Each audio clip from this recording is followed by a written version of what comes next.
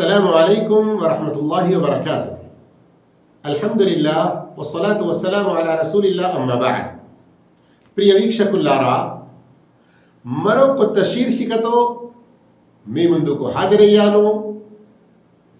ప్రారంభం నుండి చివరి ఎపిసోడ్ వరకు మీరు ఈ అంశాలన్నీ కూడా, ఈ సిరీస్లోని అన్ని ఎపిసోడ్లు కూడా తప్పకుండా చూడండి. ఏమిటి అది? క్రయ విక్రయాల ఆదేశాలు. అల్లాహు అక్బర్. అవును, ఇస్లాం ధర్మం మన జీవితంలోని ప్రతి కోణానికి సంబంధించిన విషయంలో ఉత్తమ ఆదర్శం, చాలా మంచి స్పష్టమైన మనకు మార్గం చూపుతుంది. రోజువారీ జీవితంలో పిల్లల నుండి పెద్దల వరకు, పురుషుల నుండి స్త్రీల వరకు ప్రతి ఒక్కరూ ఏదో ఒక అవసరమైన వస్తువు కొంటూ ఉంటారు, అమ్ముతూ ఉంటారు. అలాంటప్పుడు ఈ కొనడం, అమ్మడం, క్రయ విక్రయాల గురించి ఇస్లాం ఇచ్చినటువంటి స్పష్టమైన ఆదేశాలు మనం తెలుసుకోవడం చాలా అవసరం. అందుకే ఈరోజు మొదటి పాఠం మీ ముందుకు వస్తుంది. క్రయ విక్రయాలు అంటే అమ్మకం మరియు కొనుగోలు యొక్క ఆదేశం ఏమిటి, దాని యొక్క అంతరార్థం, హిక్మత్, ఔచిత్యం మరియు మర్మం ఏమిటి, దాని యొక్క అర్కాన్, పిల్లర్స్, మూల స్తంభాలు ఎన్ని ఉన్నాయి. రండి, ముందు దాని యొక్క ఆదేశం గురించి, హుకుం అనేది ఏమిటో తెలుసుకుందాం. క్రయ విక్రయాలు చేయడం అంటే అమ్మడం మరియు కొనడం పవిత్ర ఖురాన్ ద్వారా ధృవీకరించబడినది. ఖురాన్లో దీని గురించి అల్లాహు తాలా మనకు అనుమతించాడు. కనుక సూరతుల్ బకరా ఆయత్ నంబర్ 275లో తెలిపాడు, వఅహల్లల్లాహుల్ బైఅ వహర్రమర్ రిబా. అల్లాహు తాలా వ్యాపారాన్ని ధర్మసమ్మతం హలాల్ చేశాడు మరియు వడ్డీని నిషేధించాడు. కనుక వడ్డీ దగ్గరికి వెళ్ళకండి. అలాగే ప్రవక్త మహనీయ ముహమ్మద్ సల్లల్లాహు అలైహి వసల్లం వారి బోధనలు మరియు ఆచరణ రెండూ కూడా దీనికి ఆధారంగా ఉన్నాయి. ప్రవక్త వారి వాచ, కర్మ, సున్నతులు దీనికి అనుమతిస్తున్నాయి. కనుక ప్రవక్త సల్లల్లాహు అలైహి వసల్లం స్వయంగా అమ్మారు, కొనుగోలు చేశారు. అలాగే ప్రవక్త సల్లల్లాహు అలైహి వసల్లం ఈ క్రయ విక్రయాల గురించి ఎన్నో ఆదేశాలు ఇచ్చారు. వాటిలో ఒకటేమిటి? అబూ దావుద్లో వచ్చినటువంటి హదీస్, లా యబీఉ హాదిరున్ లిబాద్. పట్టణవాసి గ్రామస్థుడి తరఫున మధ్యవర్తిగా ఉండి అమ్మకూడదు. అంటే ఏమిటో తెలుసు కదా. ఎందరో పల్లెల్లో ఉన్నవారు, గ్రామాల్లో ఉన్నవారు, తోటలు ఉంటాయి, వారికి వ్యవసాయాలు ఉంటాయి. వారు తమ యొక్క పంటను అమ్మడానికి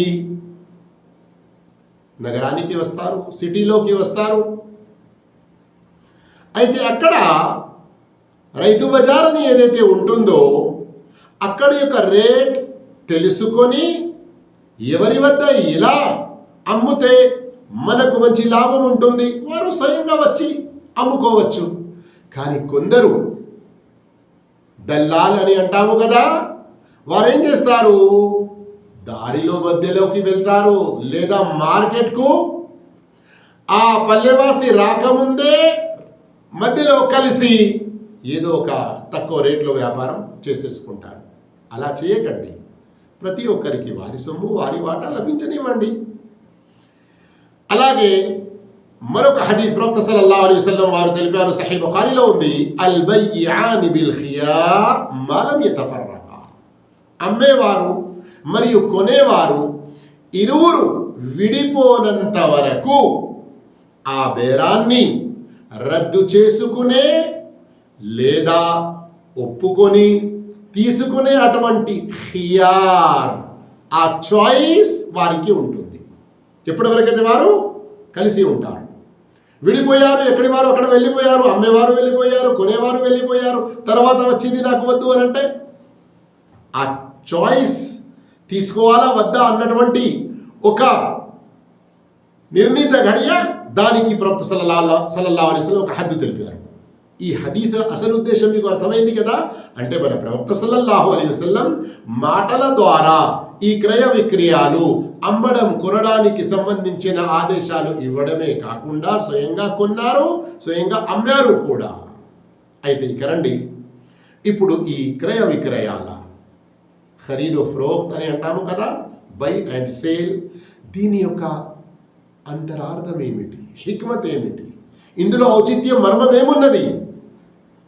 మనిషి ఇతరుల వద్ద ఉన్న తన అవసరాన్ని ఎటువంటి ఇబ్బంది లేకుండా, ఎటువంటి నష్టం వేరే వారికి చేకూర్చకుండా, స్వయం తాను నష్టంలో పడకుండా సులభంగా తన అవసరాన్ని తీర్చుకోవడం. నాకు కావలసిన ఒక వస్తువు ఫలానా వ్యక్తి వద్ద ఉంది, అతడు అమ్మడానికి సిద్ధంగా ఉన్నాడు, అయితే నేను వెళ్ళి దానికి సంబంధించిన రుసుము, డబ్బు, ధర, వేల ఎంత ఉన్నదో ఇచ్చేసి అది తీసుకోవడం. ఈ విధంగా ప్రతి ఒక్కరూ తమ అవసరాన్ని తీర్చుకుంటున్నారు, ఎవరికి ఏ ఇబ్బంది కలిగించకుండా, ఎవరిని ఏ నష్టంలో పడవేయకుండా. హిక్మత్ తెలిసింది కదా. ఎన్నో హిక్మతులు ఉన్నాయి, ఇది చాలా ముఖ్యమైనది, ప్రతి మనిషి జీవితంలో అవసరం ఉండేది. ఇక రండి, ఇప్పుడు చాలా ముఖ్యమైన ఒక విషయం తెలుసుకోబోతున్నాము. అదేమిటి? ఈ క్రయ విక్రయాలకు సంబంధించిన అర్కాన్ ఎన్ని? అవి 5. జాగ్రత్త సుమా, ఇస్లాం యొక్క అర్కాన్ 5 అని విన్నాము. షహాదతైన్, నమాజ్, రోజా, జకాత్, హజ్. అయితే అవి ఇస్లాం యొక్క అర్కాన్. ప్రతి బిల్డింగ్కి, ప్రతి వస్తువుకు పిల్లర్ అనేది, పునాది అనేది, దానికి సంబంధించిన మూల పిల్లర్లు అనేటివి ఉంటాయి కదా, మూల స్తంభాలు. అలాగే ఈ క్రయ విక్రయాలకు సంబంధించి 5 ఉన్నాయి. బాయ్, ముష్తరీ, మబీ, సీగతుల్ అక్ద్ మరియు అత్తరాది. ఏంటి వీటి భావం? బాయ్ అంటే అమ్మేవారు, అమ్మే వ్యక్తి తాను అమ్మే వస్తువుకు అసలు యజమాని అయి ఉండాలి, లేదా దానిని అమ్మడానికి అతనికి అనుమతి లభించి ఉండాలి. అలాగే అమ్మే వ్యక్తి తెలివితేటలు కలిగి మతి స్థిమితం లేనివాడు అయి ఉండాలి. అంటే ఎలాంటి అతను పిచ్చివాడు కానీ, ఇంకా వేరే అమ్మడానికి ఏ బుద్ధి జ్ఞానాలు అవసరమో అవి లేకుండా ఉంటే అతను నష్టంలో పడిపోతాడు, బహుశా ఇతరులను కూడా నష్టంలో కూడా వేస్తాడు కావచ్చు. ఇది బాయ, అమ్మే వ్యక్తి. ఇక ముష్తరీ, కొనే వ్యక్తి ఏంటి? రెండో రుకున్, రెండో పిల్లర్, రెండో మూల స్తంభం. కొనేవారు లావాదేవీలు చేసేటువంటి విచక్షణ కలిగి ఉండాలి. కొనే వ్యక్తి కూడా మతి స్థిమితం లేనివాడు, లేదా పెద్దల అనుమతి లేని బాలుడు కాకూడదు. ఎవరైనా పిల్లవాడు 5 రూపాయలు తీసుకొచ్చేది నాకు చాక్లెట్, ఐస్ క్రీమ్ ఇలాంటిది ఏదైనా కొనుక్కుంటున్నాడంటే బహుశా అది ఎంత పెద్ద సమస్య కాదు. చిన్న బాలుడు, పిల్లవాడు 1000 రూపాయలు, 2000 రూపాయలు ఇలా తీసుకొచ్చాడు. ఏదో నేను కొనాలనుకుంటున్నాను. ఏం కొంటావు బాబు? ఈ విధంగా చిన్నపిల్లలకు సరి అయిన బుద్ధి జ్ఞానాలు ఉండవు కనుక కొనే వ్యక్తి కూడా బుద్ధి జ్ఞానమై, మరీ పిల్లలు కాకుండా, ఒకవేళ పిల్లలు అయి ఉంటే పెద్దల అనుమతి అందులో ఉండి తప్పకుండా ఈ 2 రుకున్లు పాటించాలి. ఇక 3వ రుకున్ వచ్చేసేమిటి? మబీ అంటే ఆ వస్తువు ఏదైతే అమ్మడం జరుగుతుందో ఆ వస్తువు ధర్మబద్ధమైనది, నాజాయిజ్ కాకూడదు, జాయిజ్ వస్తువు ఉండాలి. తాహిర్ అంటే పవిత్రమైనదిగా ఉండాలి, నాపాక్ వస్తువు ఉండకూడదు. అలాగే ఆ వస్తువును కొనేవారికి ఇచ్చేటువంటి అవకాశం ఉండాలి. ఈ ఎగురుతున్నటువంటి పక్షులు నాయనండి, కొనండి ఇటువంటి డబ్బులు.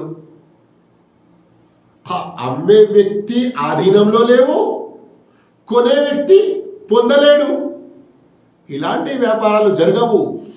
ఆ వస్తువు ఏదైతే అమ్మడం జరుగుతుందో కొనే వ్యక్తి ఆధీనంలో వచ్చేటువంటి అవకాశం ఉండాలి. అంతేకాదు వాటి యొక్క అంటే ఏ వస్తువు కొనడం జరుగుతుందో దాని వివరాలు, దాని మంచి చెడులు కొనే వ్యక్తికి తెలిసి కూడా ఉండాలి.